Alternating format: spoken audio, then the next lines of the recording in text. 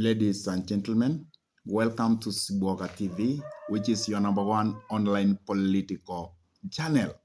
Yesterday, we had Gen Zs on our streets across this country, Kenya, and all businesses were shut down in major towns in the Republic of Kenya. And this is seen as a great achievement of the Gen Zs as a group, but it is also seen as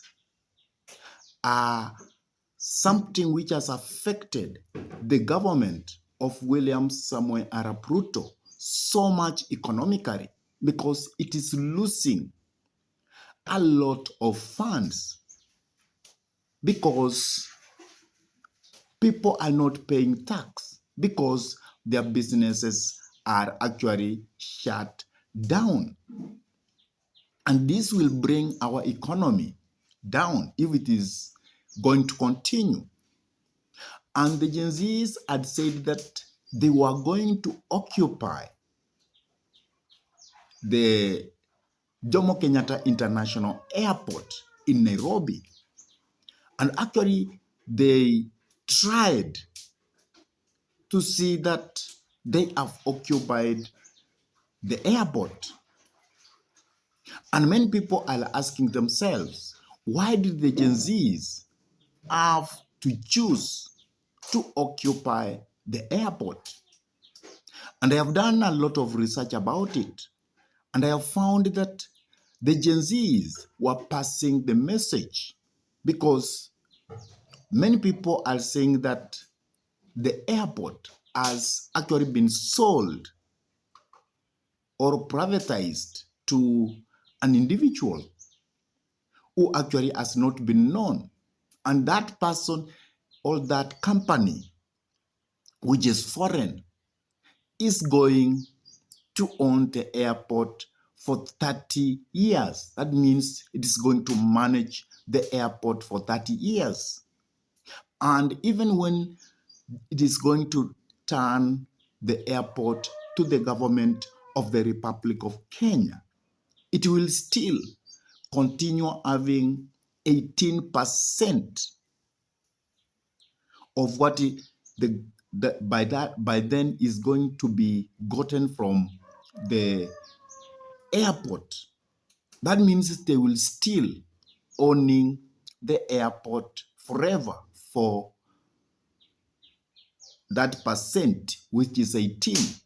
And the Gen Zs were actually passing the message that the airport has been the bride of Africa for a long time. And many people have enjoyed using that airport. And that means they were against privatizing the airport. And they were telling the government that we need our airport back. We need the airport to be run by our government and not an individual identity or a foreign company. And that is why they chose that. And at the same time, the Gen Z had to occupy Jkia because they wanted also the world to know what is happening in Kenya. And that is why they wanted to capture the airport. But Musalia Mudavadi has come out and he has said that the airport is still owned by the people of Kenya, that nobody has privatized the airport. But the Gen Zs are persistent that they are against privatization of Jomo Kenyatta International Airport. And yesterday, actually there is one thing which also happened in Uganda. It means that the revolution of the Gen Zs has actually gone to Uganda. several people came out and they were chanting, Museveni must go. They are against the dictatorship of Museveni in Uganda. But what caught my attention, Uganda is not like Kenya. The security were beefed up in town and across the country. Anybody who was trying to do that, he was actually beaten by the police mercilessly, and he was hounded into their roles like a criminal.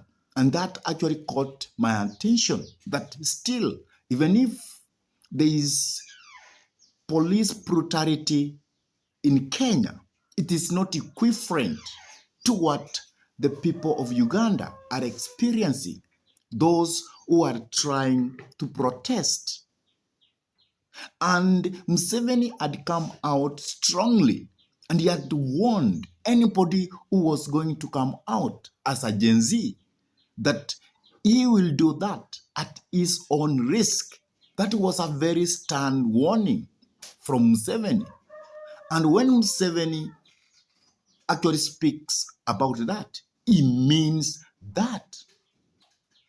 And that gives us a picture that the East Africa community, we are not the same in terms of constitutionalism. We are not the same. Kenya is a bit ahead. Kenya, if you demonstrate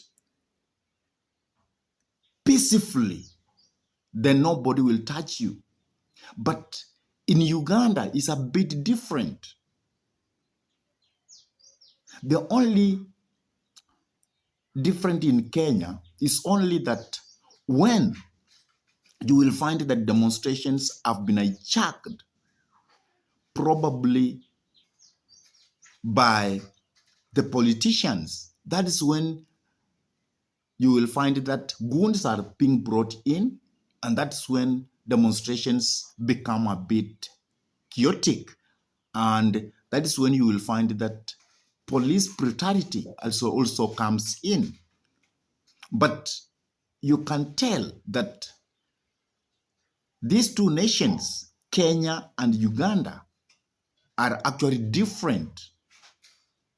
I really don't know whether this wave of Gen Zs has actually affected the nation of Tanzania. All still, the people from Tanzania are in the old time. Because in Kenya, the Gen Zs are persistent. They want good leadership. And this time, it's a bit different than other time. Because the Gen Zs don't want politicians to benefit from their demonstrations. They actually want Kenyan to benefit from these demonstrations. That's why they have warned Raila Amolo Odinga not to involve himself in this struggle. They have told Raila Amolo Odinga that there are consequences of him involving himself in the struggle, because they have told him to keep off. It is their time to demonstrate. And in Kenya, demonstrations actually don't have what we call leadership.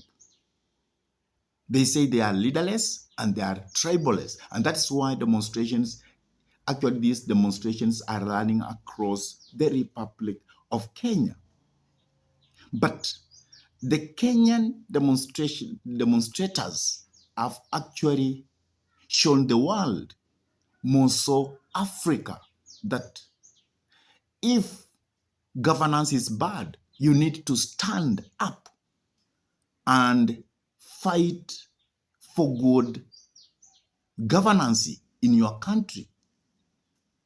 And even these Gen Zs in the Republic of Kenya. They are also warning the Western world. They are telling the Western world that it is time for you to leave us alone. It is time not to involve yourself in our country politics. It is time that IMF, World Bank, they should not be affecting African states. And that is why they always feel that IMF offices in the Republic of Kenya should be closed down and should be chased out of the country. That is why they are saying the embassy of United States of America, it should be closed because they feel that the Western world is involving in Kenyan politics. What do you have to say about all that? Please drop your comment in the comment section below. And if this is your first time to come in this YouTube channel, I request you kindly to take a minute or two and subscribe to this YouTube channel. Give this video thumbs up. And also, for those ones who have subscribed to our YouTube channel, I say thank you. May God bless you all abundantly because you always give us the inspiration to continue coming up with this kind of political analysis. And with that, I say thank you and may God bless you all abundantly until we meet in our next political conversation. Goodbye.